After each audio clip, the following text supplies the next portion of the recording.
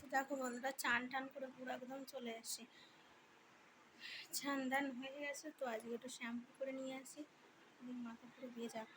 কিন্তু এই রোদে যা শুরু করেছে আর ভালো লাগছে না রোদের জন্য। দেখো মানে এত কষ্ট করে এতক্ষণ ধরে জামা কাপড় মানে ধুয়ে কেচে ধুয়ে আসলাম, পুরো পাক্কা 2 ঘন্টা ধরে বাথরুমে ঢুকেছি। ঢুকে জামা কাপড় যত ছিল রাজ্যে ধুয়েছি, ধুয়ে মানে এই কদিন ধরে বৃষ্টি হচ্ছে তো মেঘলা মেঘলা হয়ে আছে, ওই জন্য বাবুর জামা কাপড়গুলো ধুতেও পারছি না, যেহেতু ছোটো মানুষ রেগুলার দরকারি। টুকিটাকি করে কত ধোয়া যায় বলো, ওরা তো নোংরা করেই, মানে দিনে মনে হয় ওদের 10টা জামা কাপড় পরালেও কম পড়ে, এরকম একটা ব্যাপার। যখন ছোট ছিল তখন এতটা দুষ্টুমি করতো না, এখন বড় হচ্ছে আর আমার মাথা পুরো খারাপ করে দিচ্ছে। যে মানে সেকেন্ডে সেকেন্ডে নোংরা করে, শুয়ে পড়ে, গড়িয়ে পড়ে, মানে কি বলবো, আর দুষ্টুমিটা বেড়েই যাচ্ছে, এতটা মানে হচ্ছে। তো দেখো রোদ যা শুরু করেছে, এতে আর ভালো লাগছে না। তো পুরো মেঘলা হয়ে আছে, জানি না, মনে হয় এখনই বৃষ্টি নামবে। রোদে মনে হচ্ছে সেই লুকোচুরি খেলছে। রোদ বলছে যে আমি এখন একটু লুকাই, তুই আমাকে খোঁজ।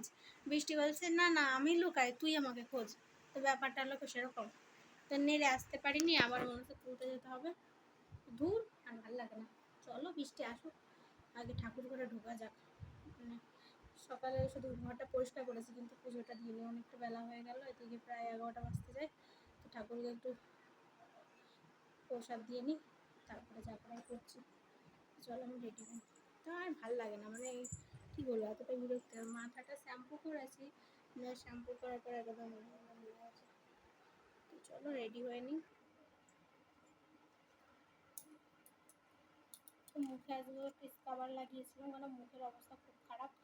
মানে মুখে না র্যাশ বেরোচ্ছে। তো যেহেতু আমার মুখে একটু স্কিনের প্রবলেম আছে, সেখানে একটু ফেস কাভার লাগিয়েছি, লাগিয়ে একটু ক্রিম লাগিয়ে নেবো। আর ভালো লাগে না,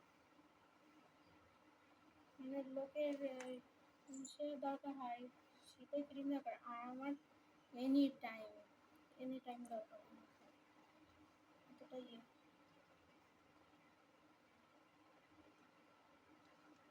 চলো চলো রেডি হয়ে একবারে ঠাকুর ঘরে তোমাদের সঙ্গে দেখা করছে আজকে। তো বিয়ের পর যদি সিঁদুর না পরা হয় মুখটা একদম ভালো লাগে না। তো চলো আমার পড়া হয়ে গেছে, এবার এবার ঠাকুর ঘরে যাওয়া যাক। এবার একটু টিপ পরে নিই, দেখি টিপটা আবার মানে মাম্মা এত দুষ্টু হয়েছে, কোথায় কোথায় যে কি রাখে আমি খুঁজেও পাই না আমার ঘরের জিনিস। মানে আগে এরকম একটা ছিল, যখন ও ছিল না, যখন আমি আর বাপিই থাকি, তো ওর বাবাই থাকতাম, তো আমার মানে কি বলবো, মানে যেখানে যেখানে ছড়িয়ে রাখতাম জিনিস ঠিক পেয়ে যেতাম, কিন্তু ও হওয়ার পর ওর মানে কি বলবো আর, এখন আমার জিনিস আমার খুঁজে বেড়াতে হয় কোথায় রেখেছি, আদৌ আছে না পুড়িয়ে গেছে না ফেলে দিয়েছে জঙ্গলে গেছে, বোঝা খুব মুশকিল হয়ে যায়। মানে এতটা, আর ও মানে টিপ পছন্দ করে। টিপ মানে কিছু না, মায়ের কপালে দিতে হবে, ফেলতে হবে, মানে সারা সানে লাগাতে হবে, ওর ব্যাপারটা এরকম। চলো ঝটপট করে করে দিয়ে আবার ওদিকে আবার ওকে চান করানোর খাওয়ানোর সময় হয়ে যাবে। মানে কি বলবো আর, মানে সকালবেলা হলে আমি একদম বন মানুষের বুড়ি পাগলের মতো, কি বলবো আর। আর অনেকে আছে যে বলে যে কি করো একটা বাচ্চায় রাখো, তাতেও তোমার রাখতে, কিন্তু একটা বাচ্চা রাখতে যে কতটা সময় লাগে যারা জানে তারাই জানে, রীতিমতো পাগল হয়ে যেতে হয়।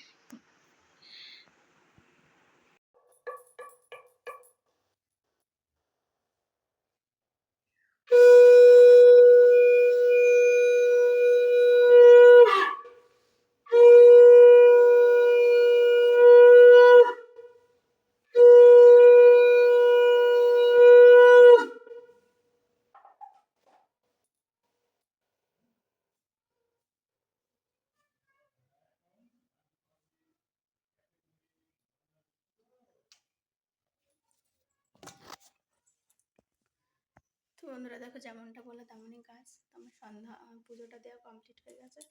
তো পুজো দিতে দিতে বুঝতে পারছি যে বৃষ্টি পড়ছে টাপুর টাপুর করে। তো দেখো এই যে আমার ঠাকুর, এখানে আসলে যে আমি এতটা শান্তি পাই তোমাদের কাছে বোঝাবো। এই যে আমার ভোলানাথ, তো এদিকে এরকমই সাজিয়েছি, কারণ আমার শাশুড়িমার সকালে এতটা রান্না চাপ ছিল, ওই জন্য উনি এতটা ফুল গোছাতে পারেনি। সেই কারণে এবার চলো বৃন্দা দেবীকে একটু জল অর্পণ করি, আসি পরে তোমাদের সামনে আবার। তো বন্ধুরা পরে আর কোনো ভিডিও ক্লিপ নিতে পারিনি, কারণ পরে পুজো চান ধান করে মাম্মাকে ঘুম পাড়াতে পাড়াতে অনেকটা লেট হয়ে গেছিলো। তো এটা দুপুর গড়িয়ে এখন বিকালই হয়ে গেছে। তো টিপটিপ করে বৃষ্টি হচ্ছে। এদিকে আমি তোমার দাদাভাইকে ফোন করলাম যে তুমি বাড়ি ফেরার পথে পনির নিয়ে আসবে। তো বন্ধুরা রীতিমতো সে এনেও দিয়েছে আমাকে। মানে কোনো কিছু খেতে চাইলে আমি যদি ইচ্ছা করে যেটা খাবো তো আনে, না করে না, মানে এনে দেওয়ার চেষ্টা করে। আজ পর্যন্ত এটাই হয়ে এসছে।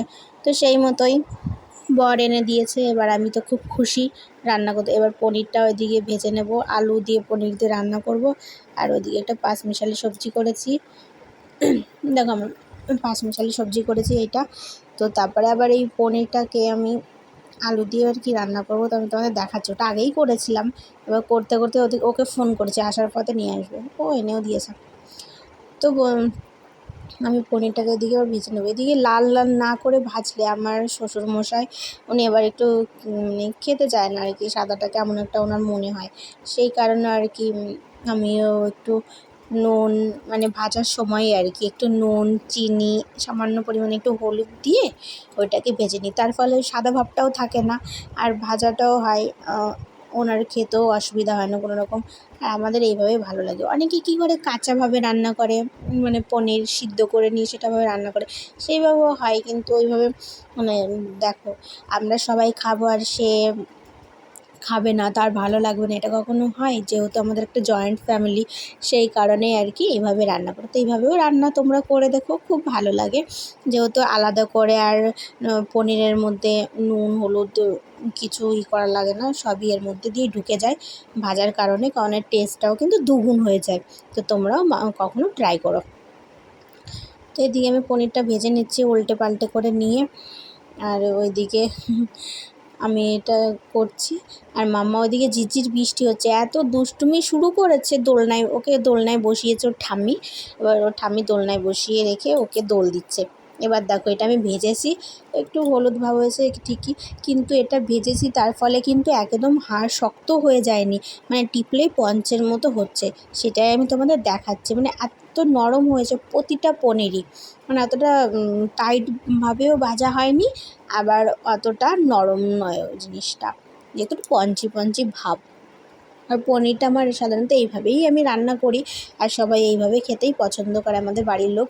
আগে কি করতাম, যখন মানে প্রথম আর কি বিয়ের প্রথম পনির রান্না করতে পারতাম না, তখন মানে ইউটিউবে দেখেই আমার মেনলি রান্না শেখা। সেই হিসাবে একটা ভিডিও দেখেছিলাম যে পনিরটাকে আলাদা করে একটু ভেজে নিয়ে তারপরে চিনি নুন জলের মধ্যে কিছুক্ষণ ভিজিয়ে রাখে।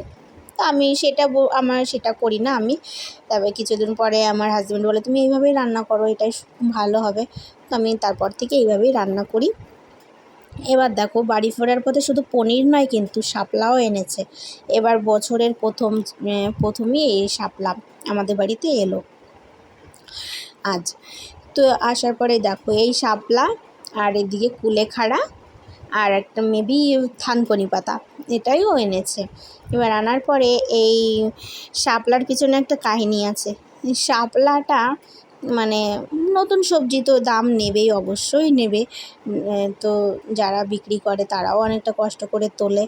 তো দেখো মানে এক একটা, এখানে আবার ওই তখন মনে হচ্ছিল এক আটি নয়, এক আটির মধ্যে 3 আটি। এবার 3 আটিতে মানে 5টা করে মোট 15টা। এবার এর দাম জানো কয় টাকা নিয়েছে? 20 টাকা। যা শাপলা কদিন পরে 10 টাকায়ও 5 টাকায় পাওয়া যাবে, তার দাম 20 টাকা।